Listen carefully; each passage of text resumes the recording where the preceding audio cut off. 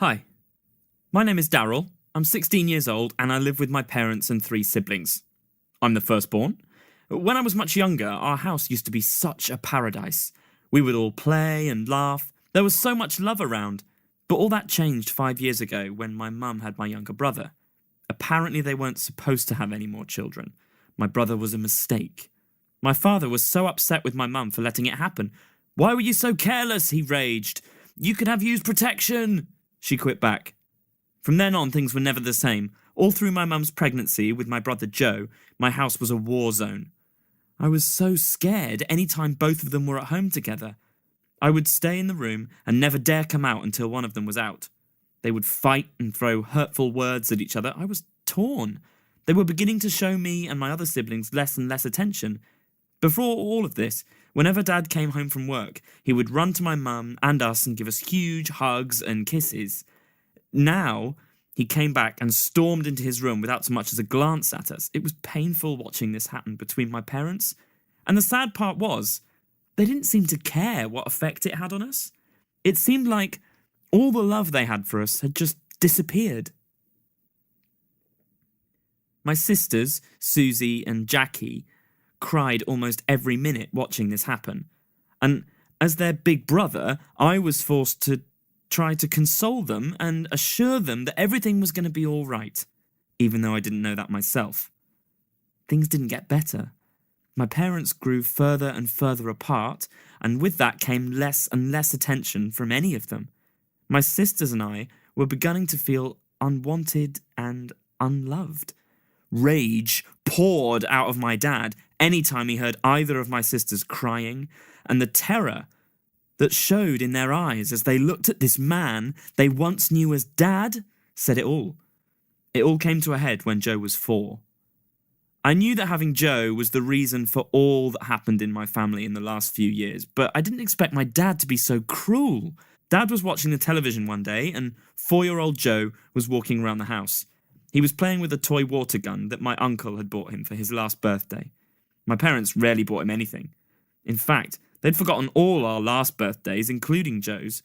I could tell that my dad was fine as long as Joe didn't disturb him, and I hope for poor Joe's sake that he didn't. What did he know? He was only a child. Unfortunately for Joe, as he was playing with his water gun, he sprayed too much water on the water-sensitive television, and it blew up. My heart pounded for my brother. I knew my dad would not let him get away without hurting him. I watched in horror as my dad got up from the couch in a rage and snatched my poor brother by the arm, dragging him out. Joe was pleading and begging, saying he was sorry, and tears formed in his eyes as I heard the screaming. Soon after, my dad returned, sweating. Behind him was Joe, limping. I was mad. That did it. I stormed out of the living room and headed straight for the telephone. I was going to call the police on my dad. But then I stopped. I thought about what that would do to my sisters, Jackie and Susie. They were already so emotionally drained. This would only cause them more problems. Yes, my dad had turned into a horrible man, but they would never forgive me for calling the police on him. I put down the telephone, still in a rage, and then an idea hit me. We would run away. I would take all 3 of my siblings and run away. That night, I stayed up until after my parents had gone to sleep. When I was sure no one would wake, I tiptoed into my sister's room. "Wake up, Susie and Jackie. We're running away tonight," I said as I tapped them awake. "Where are we going, Daryl?" they said, still half asleep, rubbing their eyes. "I don't know yet. Now come on." I was carrying my sleeping brother Joe in my hands. We shared one room, while the girls shared another. We packed only a few essential things in one bag that Jackie carried on her shoulder, and with a deep breath, I led them as we snuck out of the house. "Come on," I said to them. When we got out of the house, my heart and my mind were racing. If we went to our uncle's house, our parents would be able to bring us back, and then we'd all be in more trouble than we'd ever been before, including poor Joe. That wasn't an option. My heart raced as we ran into the night, realizing what we were doing, but it had to be done. As we ran, all of a sudden, I remembered there was an orphanage somewhere not too far away. We saw it every day on the way to school. "Follow me!" I yelled to my sisters as I walked in the direction of the orphanage. I knocked on the door so hard as soon as we reached it.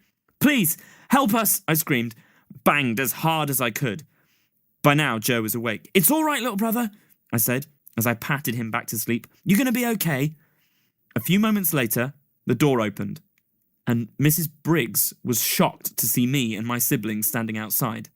"Darryl," she gasped, "what are you doing here?" Mrs. Briggs was my mother's good friend. They'd gone to the same college together. She'd known us since we were toddlers. We went in, and I told Mrs. Briggs all that had happened in the last few years, especially all that had happened that day. I showed her the cuts on Joe's body. She wept and said that she can't believe what she's hearing about my mother. She suggested to talk to her to help us find a solution. I told Mrs. Briggs that she was welcome to try, but only in a few days. I wanted to make sure they're less violent by then. It's what she did. By the time Mrs. Briggs told my mum all I had said and how we felt, she broke down crying. "I'm so sorry, kids," she apologised as she wept. "Your dad is sorry too. It's because you insisted you didn't want to see him yet that he isn't here, Darryl.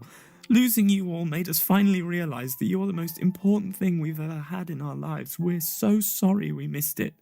Would you ever find it in your hearts to forgive us?"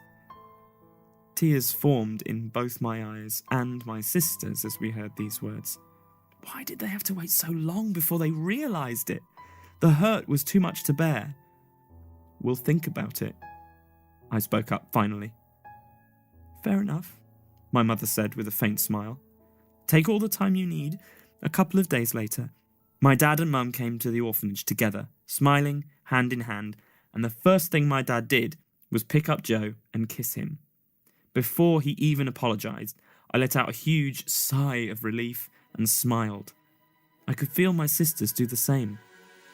We left with them for the house again, and from then on, love was back in the house, and Joe was never treated like he wasn't wanted again.